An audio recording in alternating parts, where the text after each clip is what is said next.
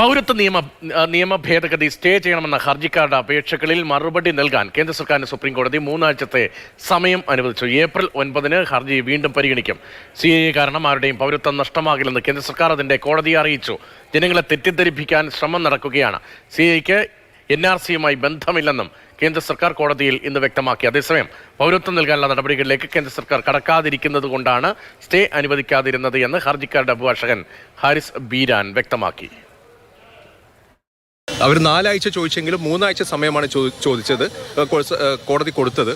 അപ്പോൾ ഈ 3 ആഴ്ചക്കകം ആർക്കും പൗരത്വം കൊടുക്കരുത് എന്നുള്ള മറ്റൊരു വാദമാണ് കോടതിയിൽ ലീഗ് ഉന്നയിച്ചത്. അതിന് മറുപടിയായിട്ട് കോടതി തന്നെ പറഞ്ഞതെന്ന് പറഞ്ഞു കഴിഞ്ഞാൽ ഈ റൂൾസ് അനുസരിച്ചിട്ട് പല ടയറിലുള്ള കമ്മിറ്റികൾ നിലവിൽ വരാനുണ്ട്. എംപവേർഡ് കമ്മിറ്റി, ഡിസ്ട്രിക്ട് കമ്മിറ്റി, അങ്ങനെ പല ടയറിലുള്ള കമ്മിറ്റികൾ നിലവിൽ വരാനുണ്ട്. ആ കമ്മിറ്റികളൊന്നും നിലവിൽ വന്നിട്ടില്ല.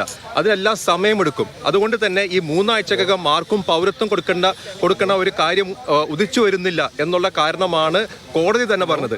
മാത്രമല്ല കോടതി ഒരു കാര്യം കൂടി പറഞ്ഞു, ഇനി ഈ 3 ആഴ്ചക്കകം ആർക്കെങ്കിലും പൗരത്വം കൊടുക്കുന്നുണ്ടെങ്കിൽ ലീഗിന് തിരിച്ച് കോടതിയിൽ വന്ന് അത് പരാമർശിച്ചിട്ട് അങ്ങനെ ഒരു സംഗതി നടന്നു എന്ന് കോടതിയെ ബോധ്യപ്പെടുത്തി കഴിഞ്ഞാൽ വേറെ അനന്തര നടപടികൾ എടുക്കാമെന്നും കോടതി എന്ന് പറഞ്ഞിട്ടുണ്ട്.